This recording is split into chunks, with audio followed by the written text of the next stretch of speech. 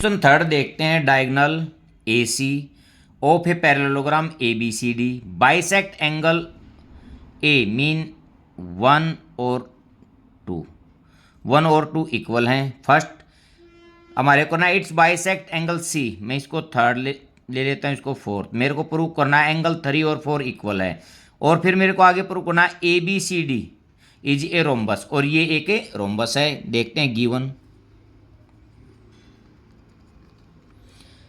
ABCD is a parallelogram.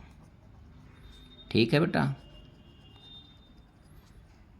और angle 1 is equal to angle 2। Prove first में angle 3 is equal to angle 4, और second में ABCD is a rhombus. अब proof देखते हैं। देखो बेटा, प्रूफ में यदि मैं इस ट्रायंगल को और इसको कॉन्ग्रुएंट प्रूव कर दूंगा तो फिर भी ये और ये इक्वल हो जाएगा, आसानी से हो जाएगी। ये साइड इसके इक्वल है, ये इसके इक्वल है, ये कॉमन है, ये भी एक मेथड है। बट यहाँ एंगल दिया हुआ है तो मैं इस रिलेशन का मैं इसमें प्रयोग करूंगा। अब देखते हैं बेटा, angle 1 is equal to angle 2 first, ये मेरा गिवन है। ठीक है, सेकंड में देखता हूं angle 1 is equal to angle 4, ये अल्टरनेट एंगल्स। क्यों? क्योंकि AB पैरेलल है DC के, क्योंकि ये पैरेललोग्राम है। और एंगल, ये सेकंड हो गया मेरा। Angle 2 is equal to angle 3, ये मैं थर्ड ले लेता हूं, ये भी अल्टरनेट है, अल्टरनेट एंगल्स।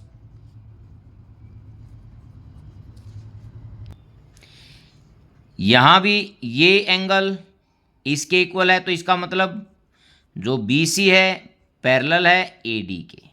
ठीक है, ये और ये पैरेलल है, इसलिए ये। अब देखता हूं बेटा, फ्रॉम फर्स्ट सेकंड और थर्ड,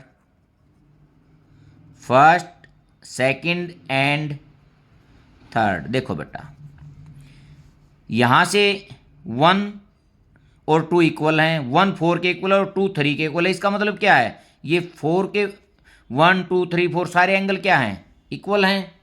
तो मैं यहाँ लिख सकता हूँ, मेरे को फर्स्ट में पार्ट में ये निकालना था, angle 3 is equal to angle 4। देखो, एंगल 1 4 के इक्वल, एंगल 2 3 के इक्वल, और 1 और 2 इक्वल हैं।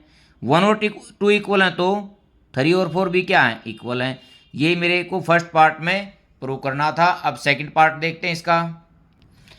Part second, from first second and third से हमारे को क्या मिला, angle 1 is equal to angle 2 is equal to angle 3 is equal to angle 4। ठीक है बेटा, अब मैं देखो ये ट्रायंगल लेता हूं, इन ट्रायंगल ABC। ठीक है, angle 1 is equal to angle 3 proved है। ठीक है, प्रूव्ड है, तो इसका मतलब BA is equal to BC। देखो बेटा, ये साइड इसके इक्वल होगी। अच्छा, अब देखते हैं AB या BA is equal to DC। ये क्यों? क्योंकि ABCD इज ए पैरेललोग्राम। ठीक है बेटा, इसको मैं फोर्थ ले लेता हूं, इसको मैं फिफ्थ ले लेता हूं। देखो बेटा, ये तो एंगल 1 और 3 इक्वल थे, इसलिए ये दोनों इक्वल हो गए, और आमने सामने की पैरेललोग्राम की इक्वल होती है। देखो, AB DC के भी इक्वल है, AB BC के भी इक्वल है, और BC जो है DA के इक्वल है। इसका मतलब ये चारों साइड क्या होगी, इक्वल होगी। फ्रॉम